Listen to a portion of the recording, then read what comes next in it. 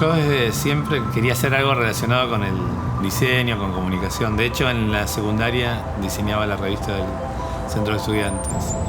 Y cuando estaba terminando hice un encuentro que había profesionales de diseño, publicidad, arquitectura y ahí supe que quería estudiar.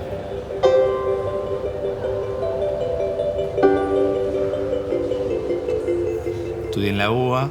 Ni bien egresé, armé un estudio con 2 compañeras y éramos un estudio satélite de Rubén Fontana y fue como una experiencia buenísima. Y en el 2002, después de un concurso interno, salgo seleccionado para dirigir el área de diseño de Malva, en el cual laburé 8 años. El ingreso a Malva podría decirse que fue como un quiebre, un cambio, un giro en mi trabajo. El área cultural empezó a ser más frecuente. Diseñé muchísimos libros y catálogos de arte, tanto del museo como de artistas que fui conociendo. Desde el primer momento que comencé a trabajar en el museo, fue un desafío para mí el sentar las bases para diseñar la identidad de la institución. Cada una de las piezas, los folletos, la panelería, los banners, la web, y dotarlo de la identidad que hoy cada uno reconoce en Malva como la institución que es, ¿no?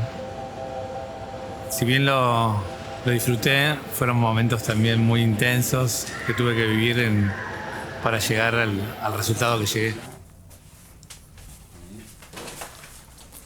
Yo disfruto mucho del trabajo de diseño y además con todas las distintas evoluciones que fueron sucediendo y a las cuales trato de subir. Sí. Estaba pensando en una doble, puede quedar muy bien porque sí, podemos dejar como el blanco en una y los planos de color en la otra. El cambio más importante son los distintos soportes que surgieron en los últimos años. Creo que ese es como el eje del cambio y por ahí el tiempo que el lector o el público tiene para prestarle atención a un diseño con la velocidad con la cual uno necesita informarse. Después yo trato de no subirme a las modas de diseño, trato de respetar un poco lo que el cliente quiere o lo que el cliente necesita, mejor dicho. Trato de ser invisible porque el importante en un trabajo es el que me convoca para hacer una pieza de diseño. Está buenísimo el detalle para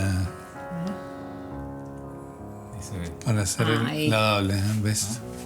Se ven muy bien los colores y después ahí al lado el blanco está bueno. En contraste. ¿Ves? Porque ponele, si hacemos título, el texto de Eduardo, después vienen obra toda nueva, esas 4 dobles con fotos. Y esto, por ejemplo, cada dibujo refiere a una página. Es que no, esta es una doble. Y tiene que haber, o sea, vamos a poner imagen en ambas caras. O en una sola, pero digo, por ahí sí tenemos que... Los procesos van variando. En el caso de Delfina era una edición chica, independiente. Ya la conozco hace varios años, entonces sé de su trabajo, sé de su forma de trabajar. Pero en general, digamos, el procedimiento es eso, como un poco conocer al artista, conocer su espacio de trabajo, conocer un poco su historia. La inspiración, digamos, no es algo que solamente sucede mágicamente, sino también me parece que uno la tiene como que incentivar o ayudar a que aparezca. Y a mí siempre me sirvió mucho como ver cine, ver muestras, leer. Todos los distintos estímulos que pueda tener colaboran en provocar esa inspiración. Igual también, al ser diseñador, digamos, no es lo mismo que le sucede a un artista en la cual se inspira y empieza a crear. Yo en realidad tengo que comunicar lo que necesita el cliente. Sí, tengo momentos de inspiración para ver qué material usar, qué material proponer, colores, etc. Pero en realidad el diseño es algo mucho más concreto y menos ligado a lo que puede ser la inspiración o la creación artística. Hay un lenguaje de los colores, pero en realidad es como una herramienta más que yo tengo a la hora de diseñar para poder transmitir un mensaje. Entonces, en algunos casos por ahí está ligado a la obra del artista.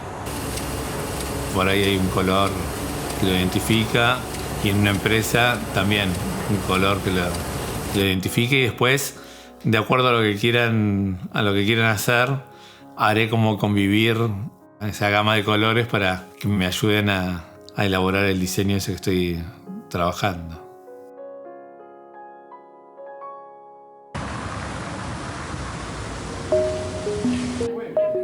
El concepto de creación es un poco lo que decía antes, digamos, está muy ligado a lo que necesita quien me convoca para un trabajo.